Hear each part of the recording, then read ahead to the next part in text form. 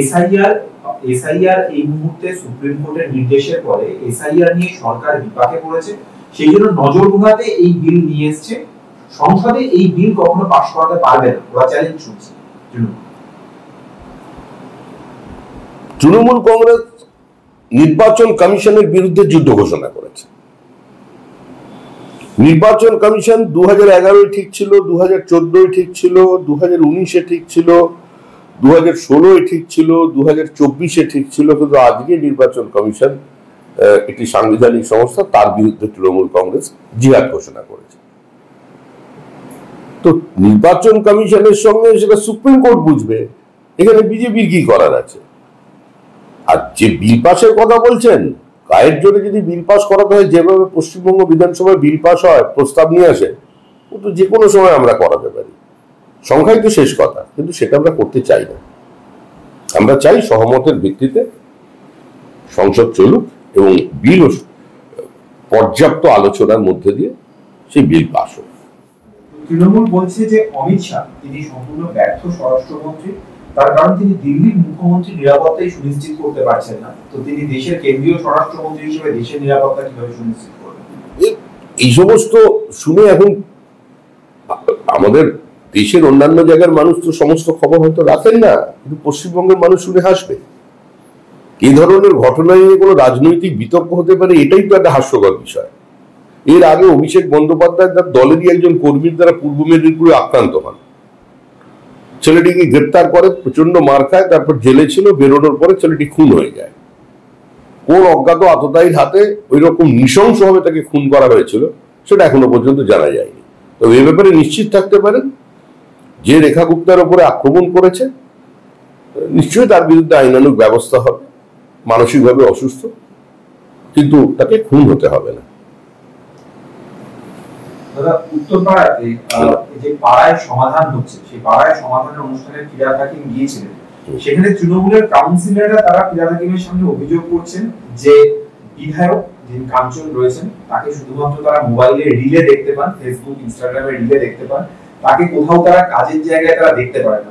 মুখ্যমন্ত্রী বলেছিলেন আমরা তাকে ভোটে জিতিয়েছি, কিন্তু আমাদের পাশে বিধায়ক নেই। এটা ওদের পারিবারিক বিষয়। তিনি একজন অত্যন্ত বলিষ্ঠ চিত্রাভিনেতা, তাকে ভোটের সময় দরকার ছিল, আর তারও ওখানে নির্বাচন জেতার প্রয়োজন ছিল, তখন দুটো ম্যাচ করেছিল। এখন সেটা সম্ভব না। আর দরকারটা কি আছে, দিলেই দেখুক না, ভালো লাগে। তারা বিভিন্ন জায়গাতে তৃণমূল বলছে যে তারা যে কমিশন যে বুথ লেভেল এজেন্টের নাম চাইছে সেটা তাদের দেওয়ার ক্ষেত্রে আপত্তি, কিন্তু তারা এটা নিয়ে নির্বাচন কমিশনের মুখপাত্র আমি নই, আমি এ ধরনের কোন প্রশ্নের উত্তর বিজেপি দেবে না। আমরা সরাসরি বলছি, তৃণমূল কংগ্রেসের আমাদের অবস্থান অত্যন্ত স্পষ্ট। তৃণমূল কংগ্রেসের এজেন্ডা হচ্ছে রোহিঙ্গা, বাংলাদেশি জিহাদি, অনুপ্রবেশকারী, মৃত ভোটার, ভুয়ো ভোটারের নাম নিয়ে পশ্চিমবঙ্গের মানুষ 2026-এর বিধানসভা নির্বাচনে যাক। আর আমাদের এজেন্ডা হচ্ছে আমরা একটি ত্রুটিমুক্ত ভোটার লিস্টের মধ্যে দিয়ে পশ্চিমবঙ্গের মানুষের সামনে আমরা নির্বাচনে যাব।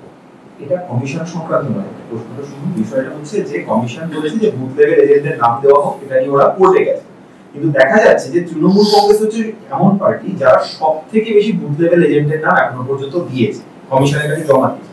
এটা তো দ্বিচারিতা, তারা যে বিষয়ে কোনোই দ্বিচারিতা নয়। তৃণমূল কংগ্রেস জানে যতই বুথ এজেন্টের নাম তারা দিক না কেন, এসআইআর যখন হবে তখন কত নাম বাদ পড়বে, খালি জমিতে, খালি প্লটে, এমনকি বিভিন্ন অভিজাত এলাকাতেও সেখানেও 10 জন 12 জন করে মানুষের নাম ঢোকানো আছে।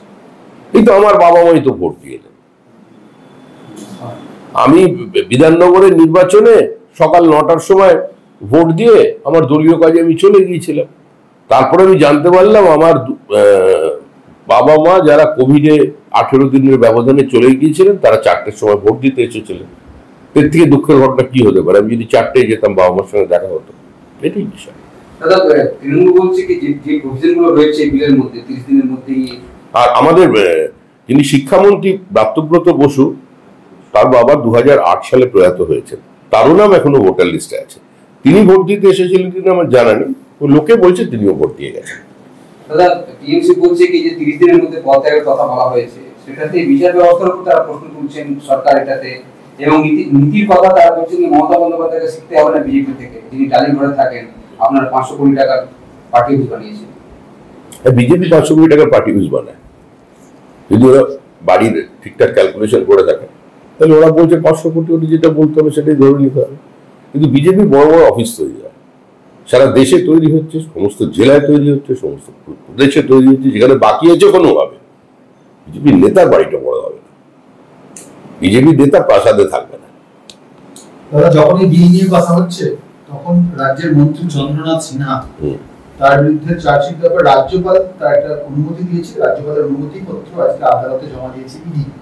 চন্দ্রনাথ সিনহাকে আদালত সমন পাঠানোর নির্দেশ দিয়েছে, 15 দিনের মধ্যে সমন পাঠানোর নির্দেশ দিয়েছে আদালত। রাজ্যের মন্ত্রী আত্মসমর্পণ করার নির্দেশ দিয়েছে।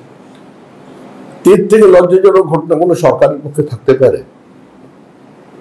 একজন সরকারের নাম্বার 2 যিনি ছিলেন পার্থ চট্টোপাধ্যায়, তিনি আজও জেলে, সরকারের বিধায়করা পর্যন্ত জেলে গেছেন, আধিকারিকরা জেলে গেছেন। এখন মানুষের প্রশ্ন হচ্ছে এই ছোটখাটো চন্দ্রনাথ এরা যাবেন? মানুষ চাইছে রুই কাতলা বহুদিন ধরে, বড় মাথা।